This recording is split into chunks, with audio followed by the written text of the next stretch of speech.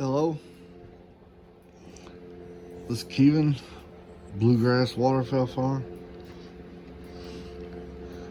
I had some requests to show people how I fix my ground boxes. So I thought I'd go ahead and throw one together tonight. It's actually dark out. We was in the house on a Saturday. Dark outside, a little light on. Nothing going on. I was like, hey, let's go out here and build a box. So I done got the front and the back cut and the two ends cut. That's what I was just like to show everybody this. It would be a long video if I filmed me doing everything. So let's go ahead and pre-cut everything and then do a little video and then piece it all together. But I'll make these are 12. My ends are 12 by 12, 12 by 12, and the front and the back. This is going to be all of my boxes ain't like this, but all my newer ones are. But you can build them any way you want. I'm just showing you kind of how I'd build some of mine, because I noticed a lot of the ducks kind of like the two compartment box, I call them. They'll cut a hole here, and I'll show you here after a while. They'll cut a hole here and they'll go into like a hallway, and then they'll go back into another hole where they actually go into the nesting compartment. I don't know if I guess it gives them a little more security, and other ducks ain't sticking their head in there and aggravating them and checking them out and everything, maybe. But they seem to like these better. So this is what I've been building every time I build one. But you can make these different sizes. All depends on what you want. But I'll just go ahead and make all mine 24 inches long. So these are 23 inches long, and this is 12 by 12. Yeah, 12 by 12, 12 by 12. So I got myself confused. These are 12 by 12. And this is the end. The two ends are 12 by 12. And then the two, the front and the back, I call them, are 12 by 23.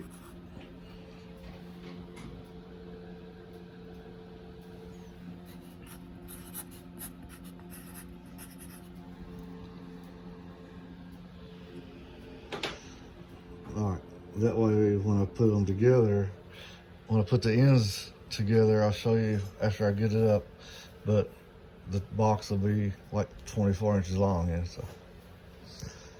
All right, we'll be back in just a minute.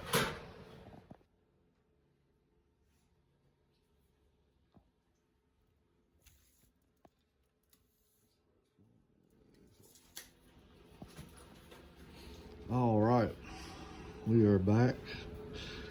I got the front and the back screwed on.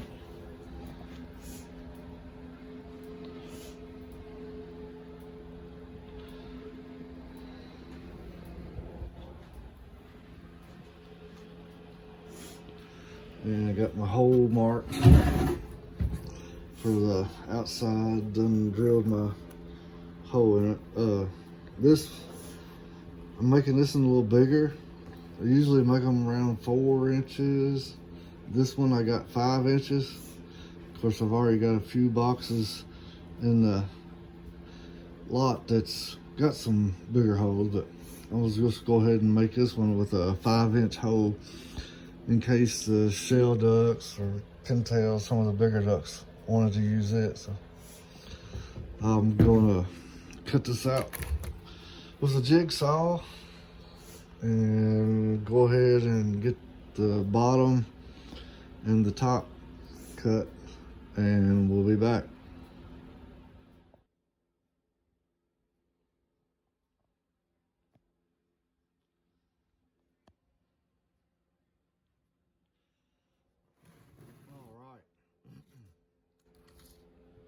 Back. I got I think I already had the whole cut anyway, but anyhow, we're back for a second. I went ahead and cut the center part.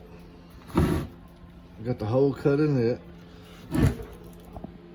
so they can get over into the nesting site. I'm trying to raise it up so you can see.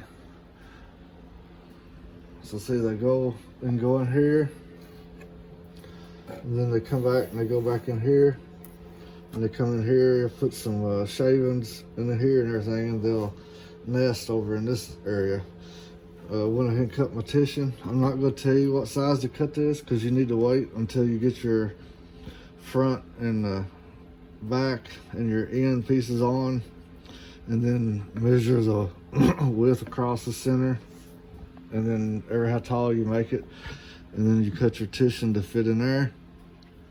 And I always like to give mine from here to here 12 inches, and then every how wide this is. I think it ends up being like 11. Yeah, right at 11 inches. So it's 11 by 12 nesting area. And I thought I had more plywood, and I did. I've been using scrap pieces. I need to go buy some plywood, but right now it's outrageous. This here 3/4 inch smooth plywood, I bought that last summer, was like $23 a sheet. After everything that's went on, I guess you could say, through the fall and everything, the price has went up. That same sheet of plywood right now is $34. So I'm trying to hold off till the price comes down, hopefully.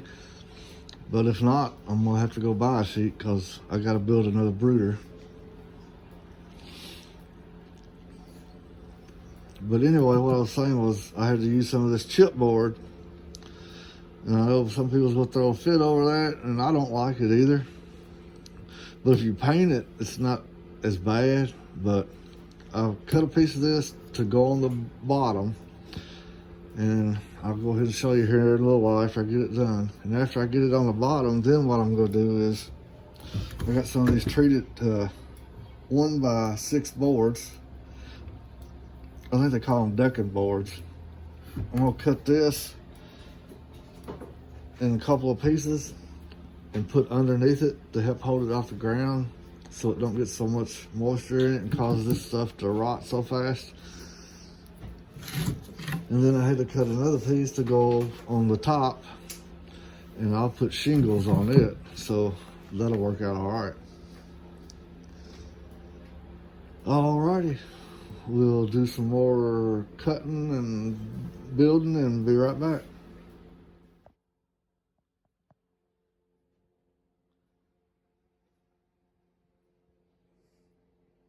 Alright, we are back. This box is pretty much finished. I went ahead and put the top on. Got hinges. Got the hinges on. One thing, I had to use some longer screws, and as you can see, the screws has come through the top. And I'll just take my grinder and I'll grind these off. I'm gonna put shingles on top of it anyway, but I'll just take the grinder and grind them off. I ain't gonna do it tonight. I'm fixing to head inside the house. My helpers done got cold feet on me and going in for tonight, so. But this box is finished except for grinding the screws off and putting the shingles on it. Then this is finished. Oh yeah, the top, I don't know, I probably didn't say that a while ago. The top, whenever I put the top on my ground boxes, of course I do it on my pole boxes too, but because of the weather and the rain, I'll always leave about 1 inch on each end hanging over, and then a couple inches in the front, kind of like, so when it rains, it'll roll off and it'll roll down to the ground instead of going down in your box. But this is the finished product. Like I said, here's your nesting area. Here's where they come in, and then they go into the other side here. I don't know, I like these better myself, but like I said, I got some other styles out there too, some older ones, but when I keep building some more of these, then I'm gonna pull some of them others out. Oh yeah, and where bins, like I said, bins I was using, easy there, bins I had to use the chipped, bins I had to use that chip board on the bottom. I had these treated decking boards, and I just went ahead and put them on the bottom to hold it up off the ground. You can do that if you want to. You don't have to do that. You can actually run one up and down this way and one up and down this way. Probably would have looked better, I guess, but it's gonna be on the bottom on the ground, so.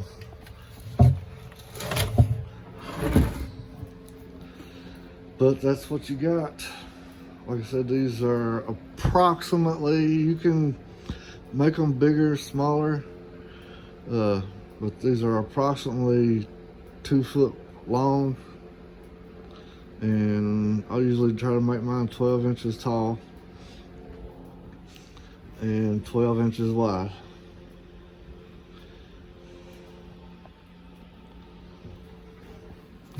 But that's a finished box. You can paint them, stain them if you want.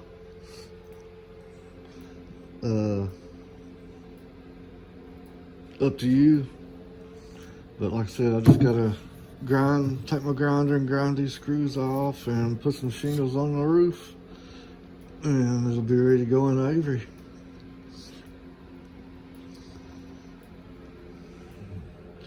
I just want to say I appreciate everybody checking out my videos. If you like my page, please subscribe. Try to do some more videos of some different things later on. I usually try to make a video every week, so y'all just stay with me, and if there's something you want to know, want to see, hit me up. If I know how to do it or whatever, I will. If I don't, we'll try to figure it out and go from there. But I think it's like about 7 o'clock tonight, so we fixed, well, she's done gone, so I'm fixing to go in. Thank y'all. Have a great night.